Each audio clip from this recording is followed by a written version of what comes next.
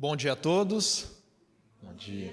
Antes de nós iniciarmos esse tema de como ir ao pré-sal da palavra de Deus, os irmãos podem ficar como estão, eu vou entregar a minha vida, a nossa vida, nas mãos do Senhor. Santo Deus, eterno Pai, nós estamos aqui, Senhor, com o intuito de se aproximar de Ti, de lhe conhecer, não de uma maneira rasa, superficial, mas de uma maneira profunda, ó Deus. Essa é uma necessidade de cada um de nós, que o Senhor tome a minha mente, os meus lábios, com o Teu Santo Espírito, a cada um que aqui está e aqueles que vão assistir também, que nós venhamos desenvolver junto de Ti, ó Deus, essas habilidades para entender o que está lá no profundo da Tua palavra. No santo e agradável e doce nome de Jesus oramos e pedimos perdão pelos nossos pecados. Amém. Amém. Esse título que eu coloquei, certa vez eu estava pregando e ali na hora o Espírito de Deus me impressionou em falar para os irmãos que nós não deveríamos ir somente na parte rasa, passar por cima ou na margem da Bíblia, mas ir no profundo. E ali veio a expressão de ir ao pré-sal da palavra de Deus. E o pré-sal é não sei se vocês já viram aquelas plataformas que vão buscar petróleo no meio do mar. Eles cavam o mais profundo possível para encontrar então o que eles querem. E assim deve ser nós também, com a palavra do Senhor. Não de uma maneira rasa, mas indo profundo. Mas como chegar lá? Porque muitas vezes nós lemos, não entendemos, mas hoje, em nome de Jesus, nós vamos sair daqui com as ferramentas, amém? Abra sua Bíblia, a primeira delas está na Bíblia. João 16, verso 13. Diz assim: mas quando vier aquele Espírito de verdade, ele vos guiará em toda a verdade. Porque não falará de si mesmo, mas dirá tudo o que tiver ouvido e vos anunciará o que há de vir. Mas o Espírito Santo não somos nós que usamos ele. É ele que se manifesta na nossa vida. Então nós temos que clamar pela orientação do Espírito, para que ele ilumine a nossa mente. O Espírito de profecia vai dizer assim, o Espírito Santo, para resumir, eu só vou ler aqui a parte em preto e amarelo, diz assim que ele viria, deve ser um instrumento vivo para convencer do pecado. Ele está pronto para nos ajudar nas fraquezas. Preste atenção agora. Para nos ensinar, dirigir e inspirar com ideias de origem o quê? Celestial. Para a gente não ter ideia carnal, ideias humanas, mas uma ideia vindo de origem celestial. O Espírito Santo é imprescindível, querido, sem ele não dá. É ele que traz a clareza ali na hora de nós lermos a Bíblia. Tem um pastor que ele fez, já ouviu aquele Salmo 23? É o Salmo do Bom Pastor. Ele fez uma semana de oração inteira só com aquele Salmo. Todo dia ele tinha algo que extraía dali. Eu fiquei impressionado com aquilo. Então, é a iluminação do Espírito, é a inspiração do Espírito. Um outro texto para nós avançar. Pegai a Bíblia, apresentai-vos diante de vosso Pai Celeste, dizendo, ilumina-me. É claro que tem que vir a inspiração, os profetas tiveram visões, nós já até falamos sobre isso aqui, como que era a questão da visão, mas a iluminação é aquela pessoa que tem o Espírito Santo de Deus e ele ilumina. Ele consegue tirar as gemas da palavra de Deus. É claro que há outros instrumentos que nos auxiliam. Ensina-me o que seja verdade. O Senhor atentará para a vossa oração e o Espírito Santo imprimirá a verdade em vossa mente. O último, o aumento do conhecimento de Cristo, que é ganho através do estudo da onde? Das Escrituras, ensinadas pelo Espírito Santo. Quem que ensina? O Espírito Santo. Ele é o nosso professor. Ele é o nosso mestre, quando a gente vai, porque ele que vai nos guiar à verdade. Vai habilitá-los a distinguir entre o certo e o errado em todas as questões da vida. Então, a primeira, a orientação do Espírito Santo. Vocês já ouviram falar de uma palavra chamada hermenêutica? Já? É uma palavra muito conhecida no mundo teológico. O que é a hermenêutica, para aqueles que não conhecem? A hermenêutica ela é a ciência do estudo das Escrituras, ou de outros escritos também. Um advogado, por exemplo, ele também estuda sobre hermenêutica, para ele ter ferramentas de pesquisa em livros, em artigos, e saber fazer muitas outras coisas que não é o caso aqui agora. Mas a hermenêutica, ela é uma ciência da interpretação. Eu trouxe aqui em um livro chamado A Espiral Hermenêutica, que diz assim: a palavra hermenêutica deriva do vocábulo grego que significa interpretar. A definição tradicional da palavra é ciência que define os princípios ou métodos para a interpretação do significado dado por um autor específico. É óbvio, é claro, que Deus, em verdades essenciais, Ele não deixará nenhuma pessoa perdida. Por mais indouto que ela seja, ainda que ela more lá nos rincões do país, do estado onde ela vive, Deus tem poder, queridos. Existem pessoas analfabetas, cheias do Espírito de Deus aqui na terra. São várias. Eu já conheci algumas delas. Analfabeta. Mas ela leva a pessoa para Cristo Jesus. Mas aqui então nós vamos falar da hermenêutica. Um breve histórico, por quê? Porque a hermenêutica ela aconteceu na Bíblia. Houve pessoas que teve que interpretar a Bíblia para outras pessoas. No livro já ouviram a história de Esdras e Neemias? No capítulo 8, verso 8 e 9 de Esdras e Neemias, diz assim, depois eu vou voltar ao outro texto ali. E leram no livro na lei de Deus, e declarando e explicando o sentido, faziam que lendo se entendesse. E Neemias, que era o governador, e o sacerdote Esdras, o escriba, e os levitas que ensinavam ao povo, disseram a todo o povo: este dia é consagrado ao Senhor vosso Deus. Então não vos lamenteis, nem choreis, porque todo o povo chorava ouvindo as palavras da lei. Então o povo, o que aconteceu com o povo de Israel? Aqui é quando o povo saiu do exílio babilônico. E o Espírito de profecia vai explicar isso para nós, para eu não falar com as minhas palavras. Entretanto, depois que o povo se misturou ali com os babilônicos, mesmo aqui estava a evidência do pecado de Israel. Através de casamento misto do povo com outras nações, a linguagem hebraica tinha se tornado o quê?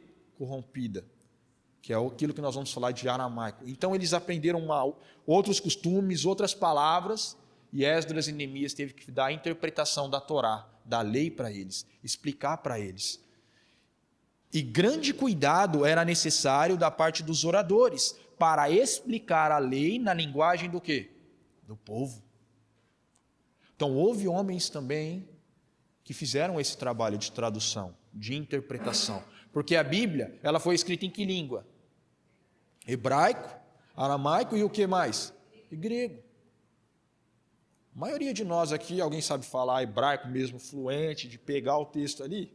Eu também não sei. Então, alguém teve que interpretar. E existem palavras que quando você passa de uma língua para outra, não existe. Eu não sei, a professora está aqui, mas se eu não me engano, parece que a palavra saudade no inglês não existe, ou tem a palavra saudade? Não tem. Nenhuma outra língua. E saudade é algo muito, impresso no brasileiro, é ou não é? Nossa! Então, para falar saudade, em uma outra língua, falar, eu sinto a tua falta por muito tempo, então vai ter outros desdobramentos, mas saudade, que é saudade mesmo, não vai conseguir expressar. Né? É estranho, né? É estranho. Então, isso acontece até hoje. Tudo bem até aqui? Então, vamos lá. Então, para explicar, eles teve que interpretar ali. Isso vai continuar durante toda a história do cristianismo e do judaísmo também. Para nós ganharmos tempo, eu vou citar aqui só, isso aqui é um breve histórico do que é a hermenêutica, nós vamos chegar já nas ferramentas e por que isso é importante. Então, durante esse tempo, depois do exílio babilônico, o povo de Israel, por eles ter passado muito tempo em questões de idolatria, por ter se misturado com muitos povos, alguns grupos começaram então a desenvolver regras para que eles não pecassem mais. Você vai ter as interpretações dos essênicos que eles retalhavam a Bíblia. A gente vai ver isso nos dias de hoje também. Você tem a escola de Hillel, e aqui tem o famoso, não sei se vocês já ouviram, sobre o Talmud. Já ouviu sobre o Talmud? E o que é o Talmud? O Talmud ele é um livro, inclusive eu cheguei a falar com um pastor de hebraico, ele chama Sérgio Monteiro. Questionei ele, peguei o número dele e falei com ele sobre o que era o Talmud. Ele falou: Daniel, o Talmud é um livro de legislações. Então, o que acontece? A construção de todo o Talmud, dentro dele está a Mishnah, a Gemara, a Agadá, a Midrash, que é o que compõe o Talmud. Você fala: Daniel, o que é isso? Não estou entendendo nada. Vamos lá, então, para ficar claro para nós. O que os judeus fizeram? Eles pegaram a Torá e fizeram um comentário da Torá. E esse comentário da Torá para eles era como se fossem inspirados por Deus. Entendeu?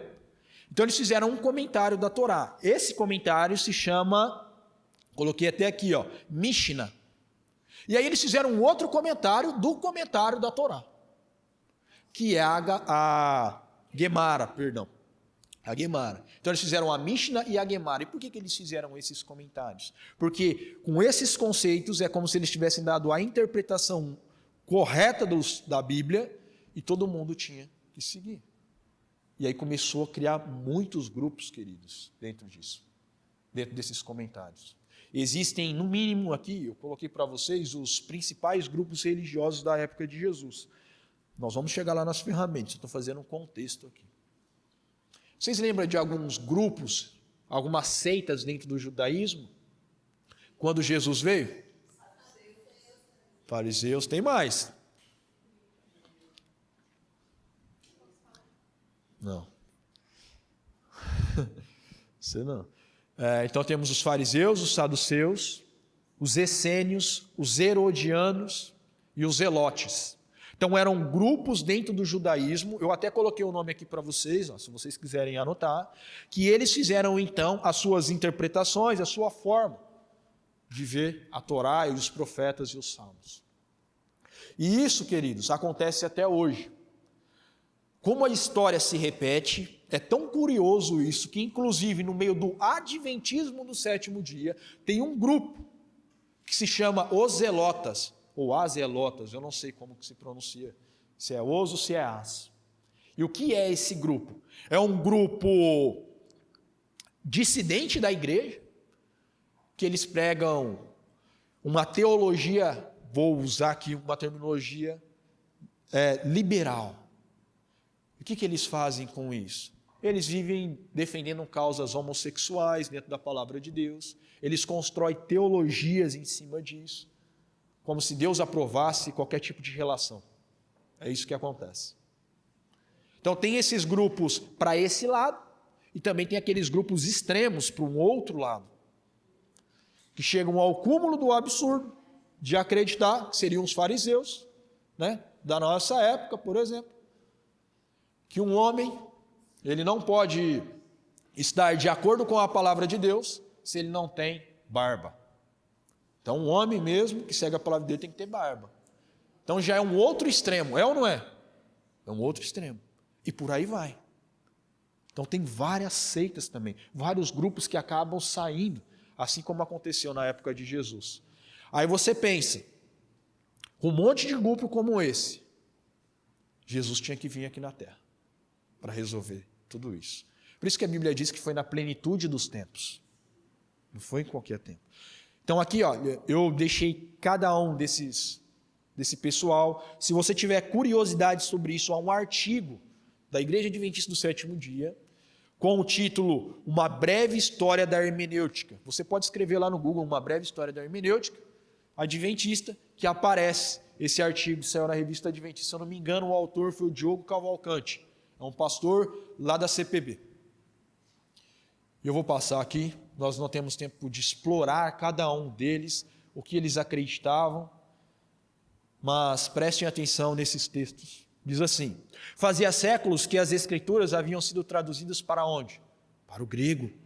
Ellen White falando, está no Desejado. Entre aqueles a quem os judeus classificavam de pagãos, encontravam-se homens que possuíam melhor compreensão das profecias da escritura relativa ao Messias do que os mestres de Israel. E agora ela vai terminar dizendo: com o fito de manter a separação entre eles e as outras nações, não se dispunham a comunicar o conhecimento que ainda possuíam quanto ao serviço simbólico. Era preciso que viesse o verdadeiro intérprete das Escrituras. Aquele a quem todos esses tipos prefigurava, devia explicar o sentido dos mesmos. Jesus teve que vir, o verbo encarnado, e explicar. Falou, sabe o maná que caiu há muito tempo? Eu sou o pão que caiu do céu. Lembra dessa passagem? Ele começou a explicar o símbolo. Aí ele fala assim, aquele que crê em mim, como diz as Escrituras, do seu interior fluirão rios de águas vivas. Deus não deu água para vocês no deserto. Eu sou a água da vida. Ele começou a explicar os símbolos. O verdadeiro intérprete estava andando no meio do povo. Qual que era o método de Jesus de estudar a Bíblia? Porque tem pessoa aí falando, não, vamos usar Jesus como chave hermenêutica para interpretar. Então vamos usar Jesus aqui então. Quando vier com essa conversa para o seu lado, não, é Jesus, é Jesus. Então vamos ver como que Jesus interpretava a Bíblia. A própria Bíblia vai ensinar. Abra a sua Bíblia, se você estiver ela aí física, no livro de Lucas, no capítulo 24, no verso de número 27. Lucas 24, verso 27.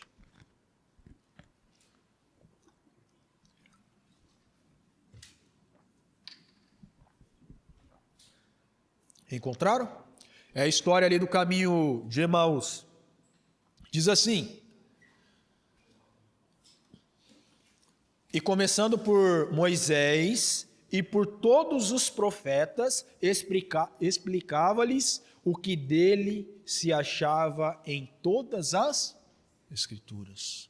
Jesus, ele é o fio de ouro que está durante toda a Bíblia. Sabe o que Jesus está considerando aqui, nessas poucas palavras? O tota Escritura, é toda a Escritura. Quando a gente for estudar a Bíblia, a gente tem que considerar quanto da Bíblia? Toda a Bíblia, Bíblia toda. Bíblia toda. Então ele está explicando, ele passava por todos os profetas. E aí ele diz, não cuideis que vim destruir a lei ou os profetas, para a gente ganhar tempo aqui, mas cumprir, porque em verdade vos digo, que até que o céu e a terra passem, nenhum jota ou um tio passará da lei. Ele considerava tudo. Qualquer, pois, que violar um desses mandamentos, por menor que seja, e assim ensinar aos homens, será chamado menor. E há outros textos também, ali na parábola do rico e do Lázaro, ele fala, se não ouvem a Moisés e os profetas, o que vai adiantar? Quando ele vai também contra os fariseus, ele diz, examinai as Escrituras, toda a Escritura. Quando ele é tentado no deserto, ele também diz, mas o homem, ele não vive só de pão, mas de toda a palavra de Deus. Então, chegamos ao segundo princípio. O primeiro, qual que é? O Espírito Santo. O segundo é toda a Escritura. Há de haver uma harmonia, é a harmonia da Bíblia. Então vamos avançar. Ellen White diz assim, a Bíblia interpreta a si mesma. Um texto deve ser comparado com outro. O Antigo Testamento derrama luz sobre o Novo Testamento. É assim que funciona. O Antigo Testamento ele lança luz sobre o Novo Testamento. Então vamos avançar. Você vai ter esse Filo de Alexandria, que ele foi uma pessoa, como que eu posso, ele foi, vou ler aqui melhor para a gente, judeu ele foi helenizado, né? A cultura dos gregos chegou até ele, e rejeitado pela tradição rabínica, desde sua época até o presente. Filo popularizou a interpretação alegórica da Bíblia. O que é a interpretação alegórica da Bíblia? Existem grupos hoje com interpretações alegóricas. Até hoje. Então o diabo ele coloca isso na cabeça das pessoas e as pessoas têm interpretações alegóricas. Você lembra quando Jesus chegou ali para a mulher samaritana e ele falou assim para ela que ela tinha quantos maridos? 5. E o que ela estava não era dela.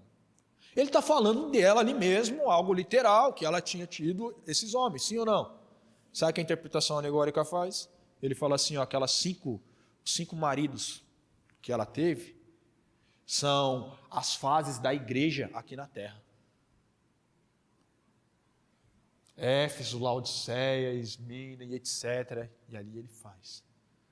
É uma visão alegórica da Bíblia. A Bíblia está falando aquilo ali? Não. Ele começa a achar cabelo em ovo. Visão alegórica.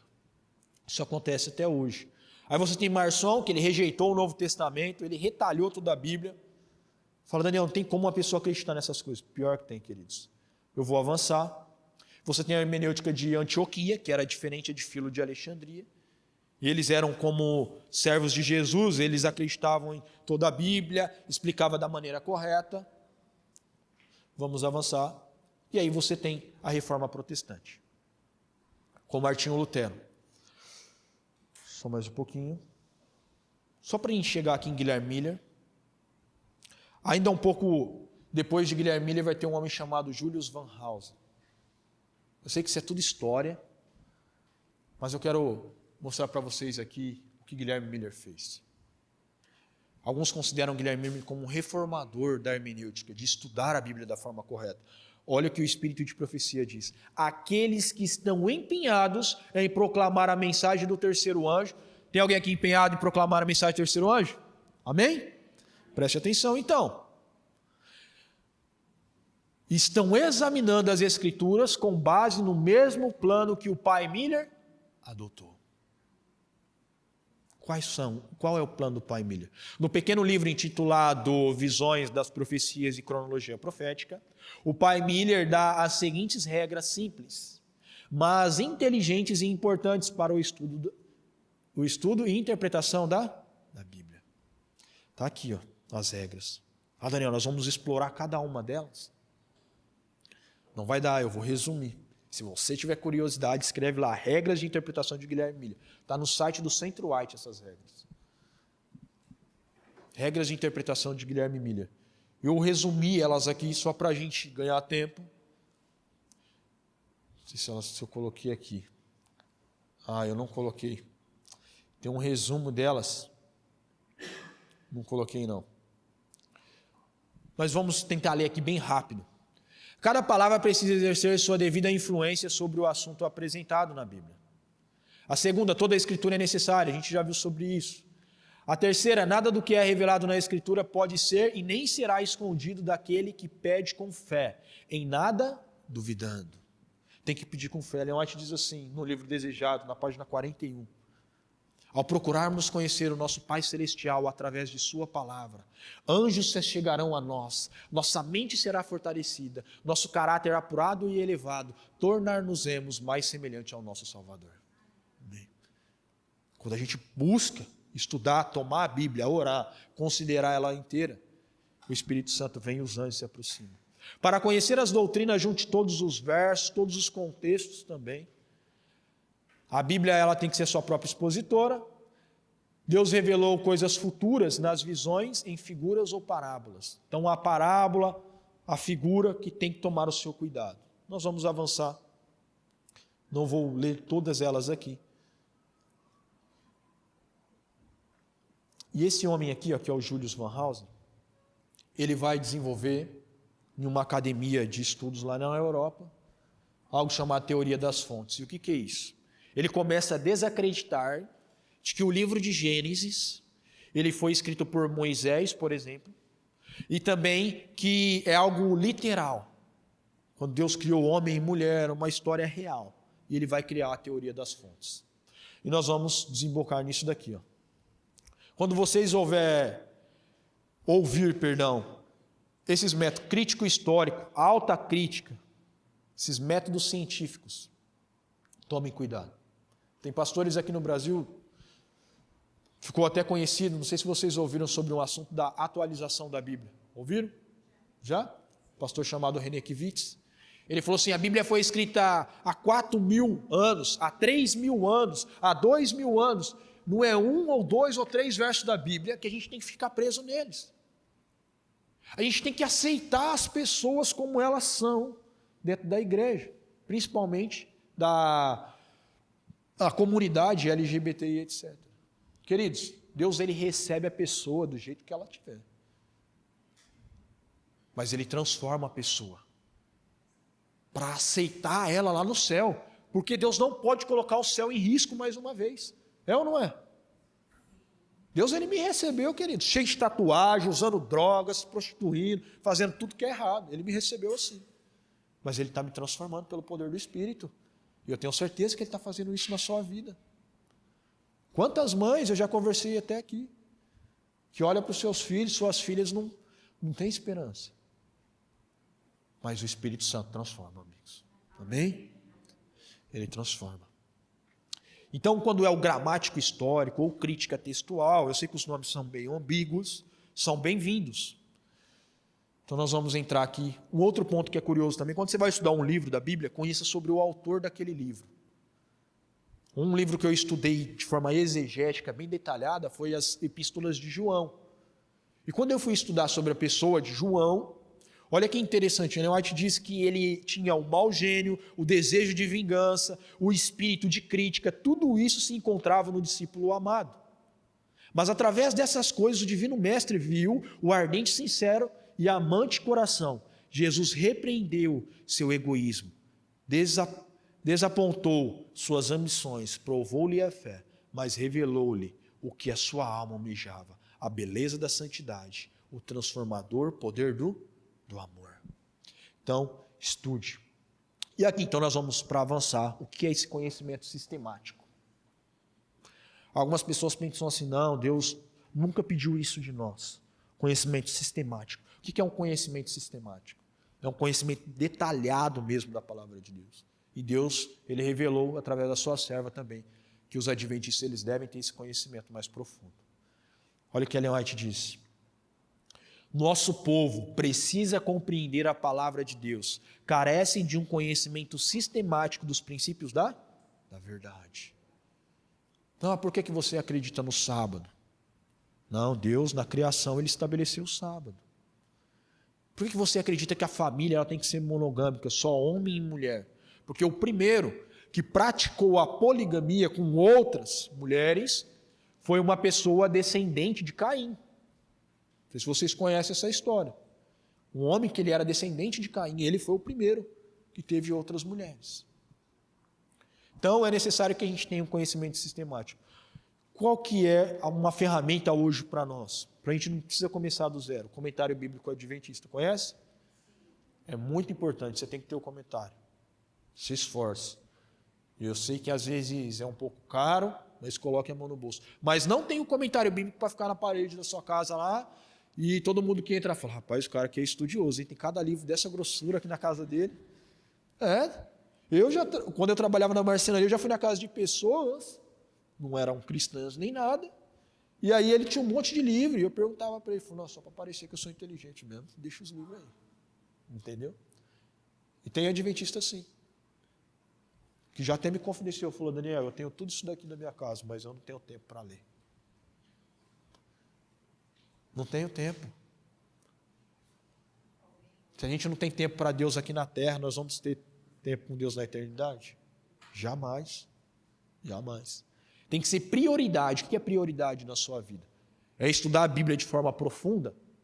Então começa lá. Nós já temos muitas coisas prontas para nós. Está tudo mastigadinho, queridos. O comentário bíblico é um excelente instrumento. Por quê, Daniel? Quando você pega o título, eu peguei aqui da Epístola de João, lá no comentário tem a introdução, diz, nos manuscritos gregos mais antigos, o título desta epístola é simplesmente Yohanan, não sei se é assim que pronuncia, literalmente de João 1. A primeira epístola de João, não se sabe se foi a primeira epístola pastoral que João escreveu, ou se é a primeira das que foram preservadas pela igreja cristã. E lá tem artigos no comentário bíblico adventista que cita os pais da igreja que escreveram, tal. Então a gente não está pautada só no conhecimento, nós estamos usando o comentário bíblico adventista para falar de como os adventistas acreditam. Falando, não, os pais da igreja escreveram. Irineu, fulano de tal, escreveram falando que a epístola de João era a epístola A, era o título, por isso que é 1 João. Então você tem ali artigos ricos nesse conhecimento. E muitos detalhes, palavras em grego já traduzidas. Aqui você tem também a autoria do autor, nós já sabemos que é João. E aqui algumas notáveis semelhanças na fraseologia dessa epístola e do Evangelho. Porque o mesmo João ele escreveu o livro, a primeira, segunda e terceira epístola, e escreveu também o Evangelho e também o Apocalipse. O mesmo João. Aí você fala, como que eu provo isso para as pessoas que foi o mesmo? Você vê a forma de escrever, a escrita. Você começa a comparar textos com textos. Pega texto da primeira epístola de João e texto só do Evangelho de João. A estrutura é a mesma. É que aqui a imagem, não sei se vocês conseguem enxergar, consegue? Diz assim, ó, e na epístola, João 1,4, para que a nossa alegria seja completa, para que a vossa alegria seja completa, no Evangelho de João. Está vendo? A frase não é a mesma? Você fala, olha aí, é o mesmo autor, o jeito de escrever é o mesmo. Está compreendendo? Olha o que eu fiz na minha Bíblia, queridos. Eu falei aqui já, porque quando a gente chega lá fora, nós não temos muito tempo, mas eu faço, quando eu dou aula, com que as pessoas façam essas anotações na Bíblia dela. Só um minutinho aqui.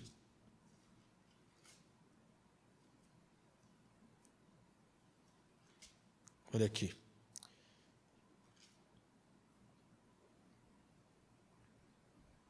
Conseguem ver?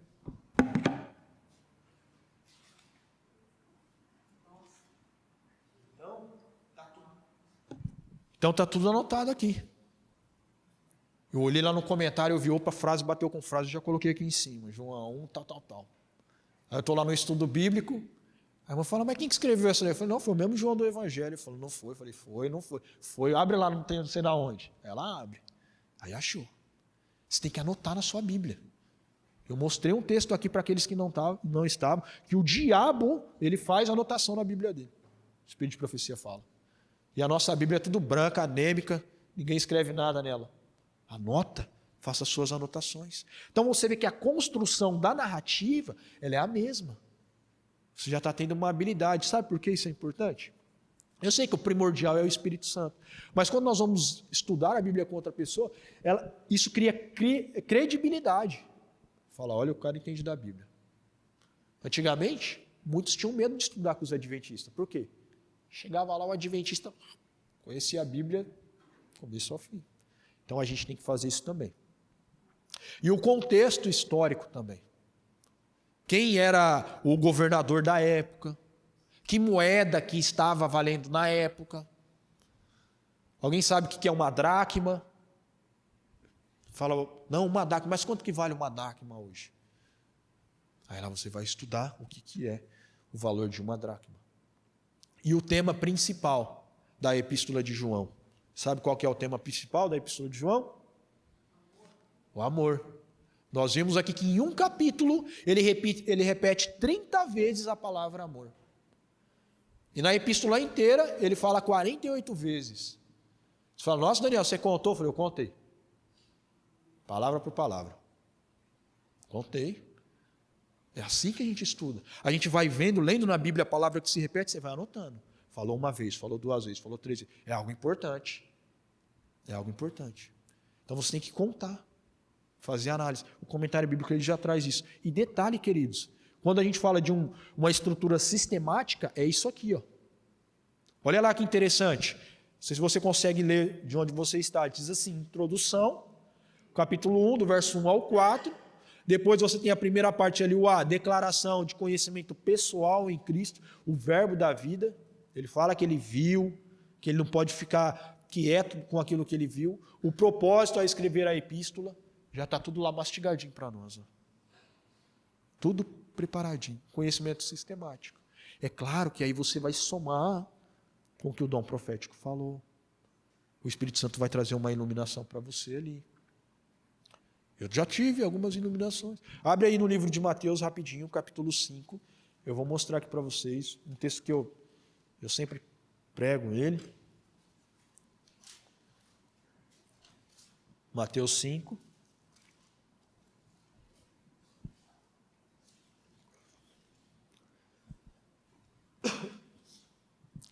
Verso 1 e 2. Diz assim, ó, e Jesus vendo a multidão, tinha uma multidão, vendo a multidão, subiu ao monte, e assentando-se, aproximaram-se dele os seus discípulos. Vamos parar aqui. Então tinha uma multidão, mas quem se aproximou de Jesus?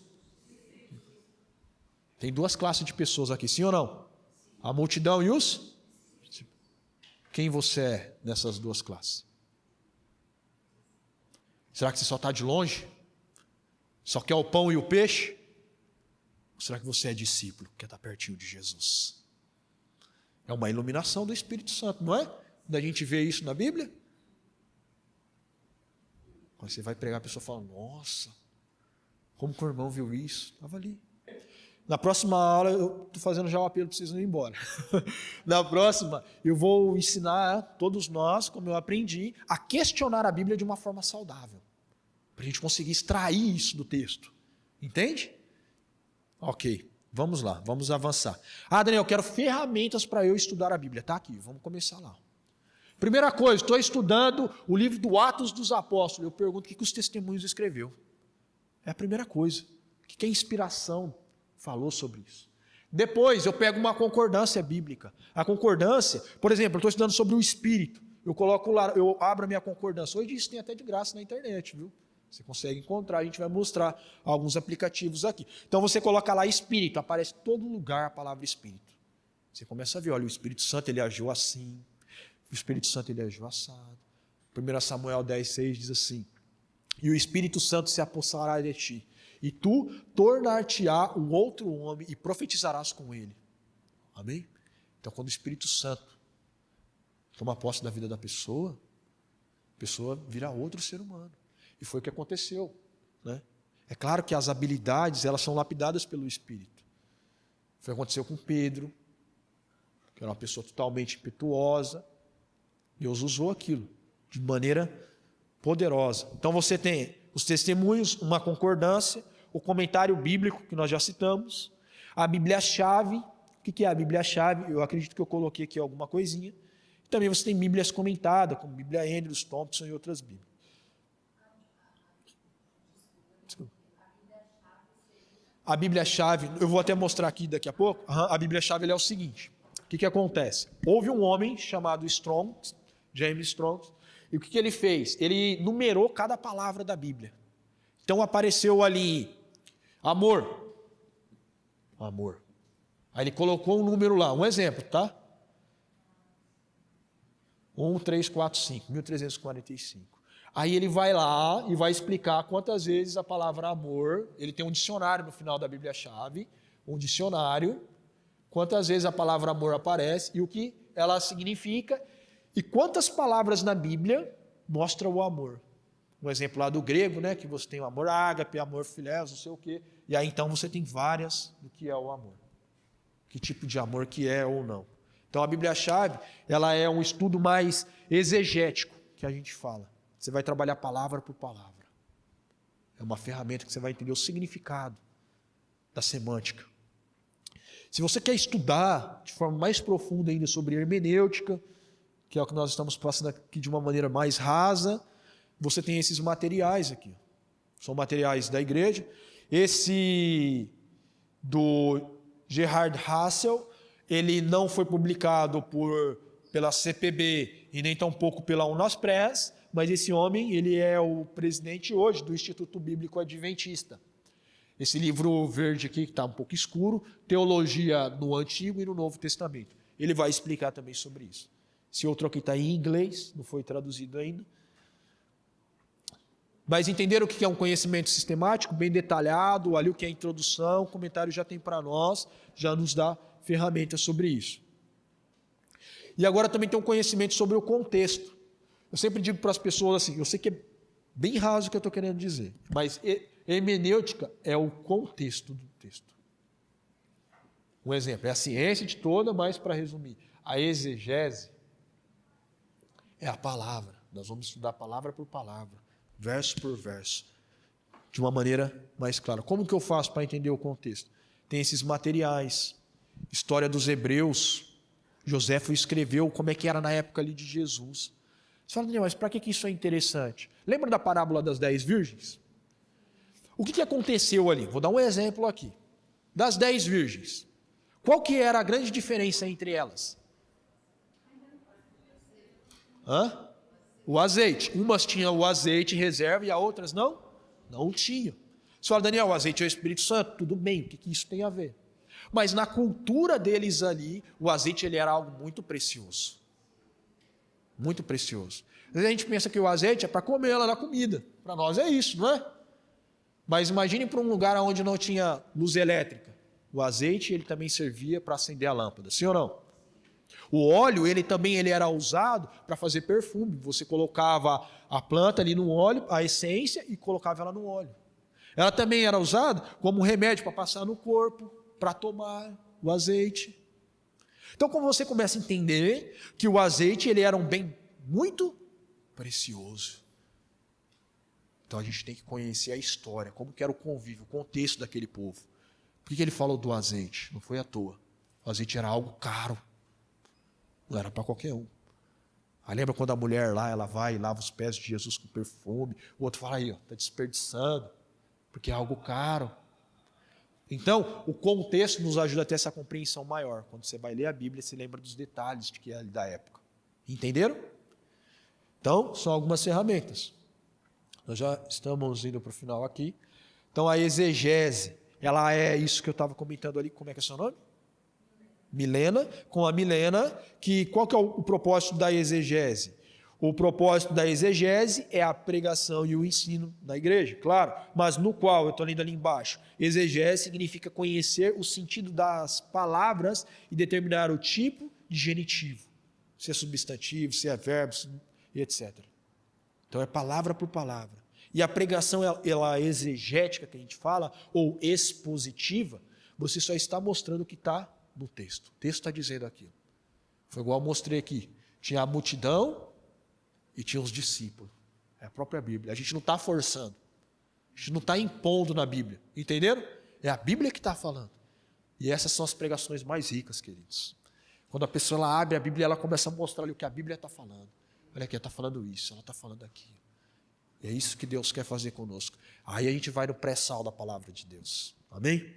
Então você tem alguns dicionários de exegético, assim, de material para exegese. Eu coloquei um aqui, só para nós vermos de exemplo, o da Bíblia-chave, que é a que eu tenho lá na minha casa, diz assim, Deus, do hebraico, Elohim, substantivo masculino plural, porque Deus, ele é um substantivo no plural, porque Deus, ele é quantas pessoas?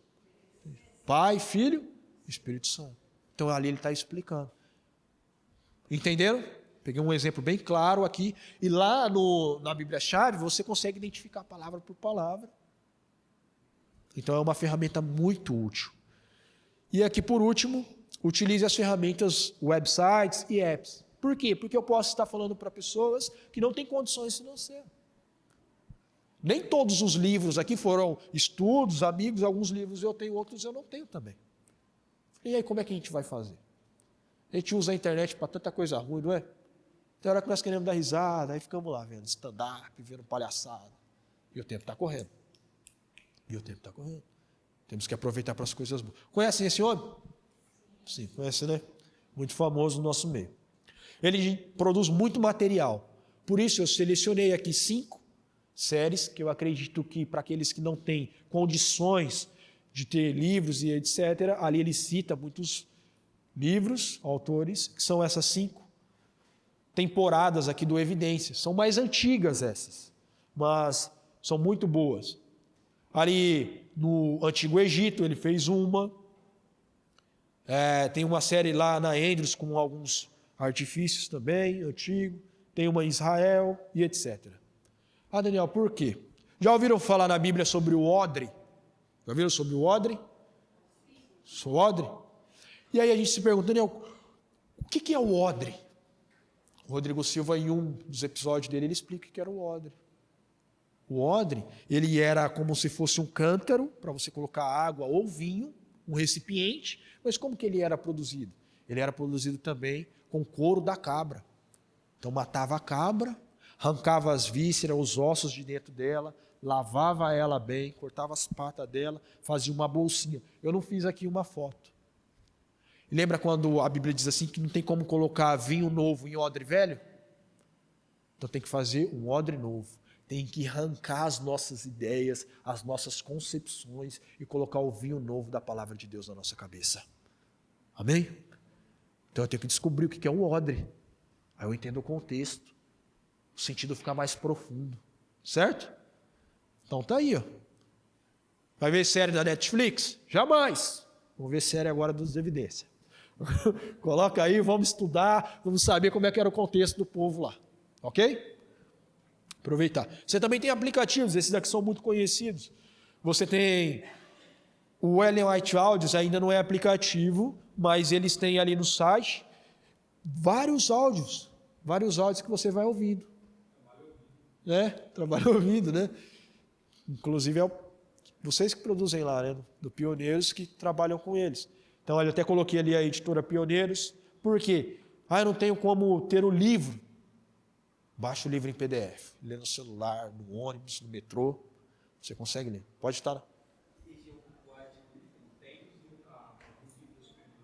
Tem também? Ah lá, que legal. A do azul e do... É a mesma coisa, só que no azul ele está mais atualizado, ele tem mais livros, mas tem celular que às vezes você baixa um e não dá certo, aí você baixa o outro. Mas os dois é a mesma... não tem muita atualização.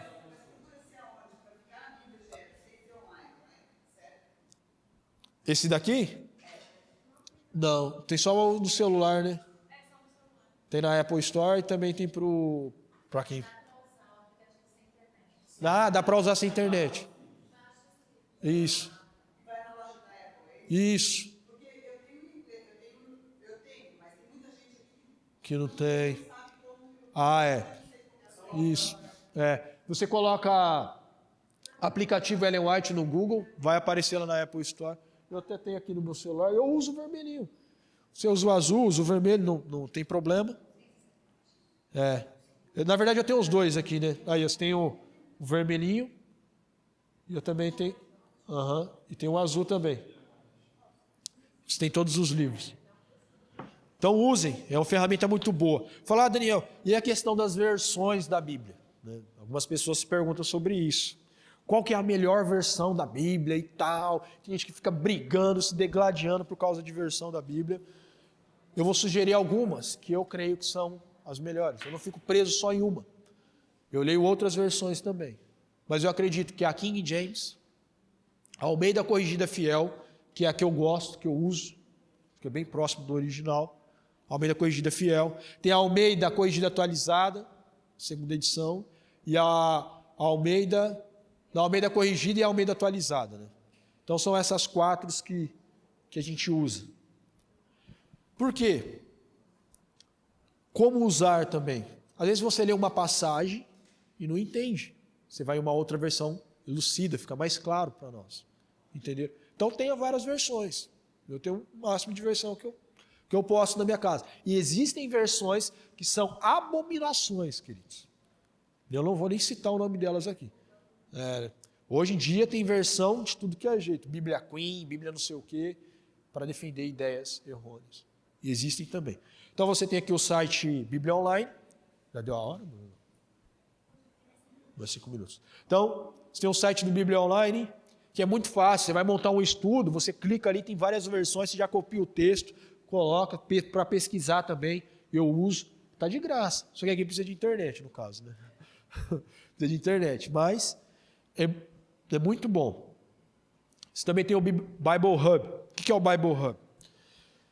Lembra lá da Bíblia-Chave? Para pesquisar? Eu não tenho condições de comprar o livro lá da Bíblia-Chave. Vai no Bible Hub.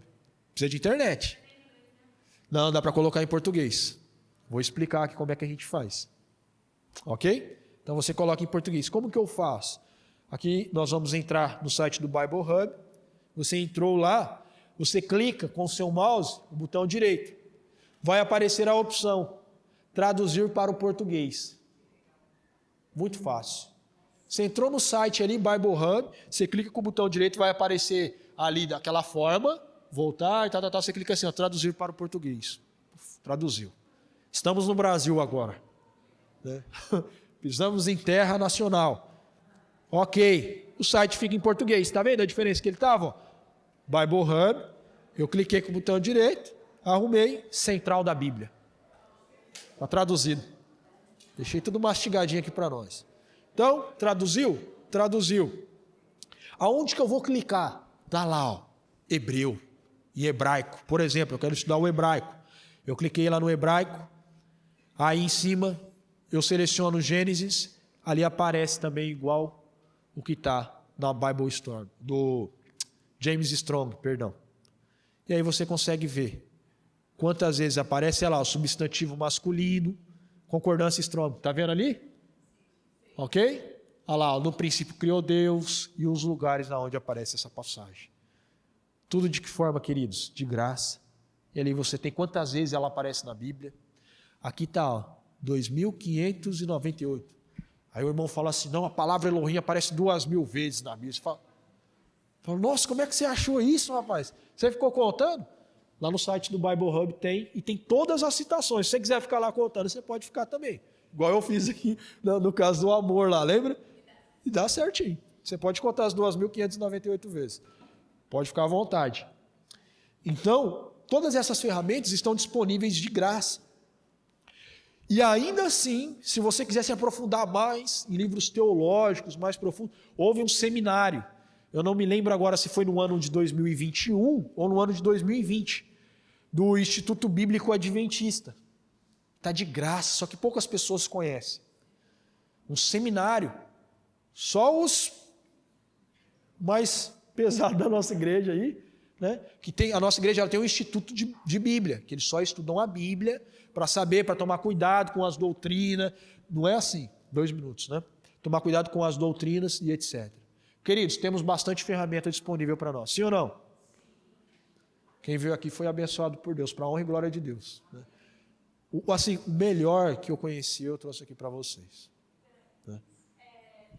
Tem um comentário bíblico também adventista em aplicativo, só que só tem inglês e espanhol, por enquanto, português não tem ainda, mas se quiser baixar tem. Tem também. Todinho, inteirinho, inglês e espanhol. Espanhol. Ok? Então, assim, só para a gente fechar aqui, mano, olha o que nós aprendemos hoje, um resumo. Orientação do Espírito Santo, certo? Toda a Bíblia deve estar em sua harmonia. Conheça o autor do livro, aquilo pode impactar a sua vida também. Um conhecimento sistemático, nós vimos ali o conhecimento sistemático através do comentário bíblico. Conhecimento sobre o contexto, livros da época, porque os costumes deles, o que era o óleo, o que era o óleo, os costumes, porque eles se vestiam, a forma que eles comiam. Conhecimento sobre o contexto, já falei, ferramenta para a exegese, algumas literaturas, e utilize também ferramentas gratuitas aí para o website. Para a gente terminar, diz assim, ó, a Bíblia se autoexplica, texto deve ser comparado com o texto, o estudante deve aprender a ver a palavra como um todo, e também a relação entre as suas partes. Deve obter o conhecimento de seu grandioso tema central, do propósito original de Deus em relação a este mundo, da origem do grande conflito e da obra da redenção. Amém? Nós vamos dar um intervalo de 5 minutos. Nós estamos fora do horário, né? Porque começamos depois. E aí voltamos então para um outro tema.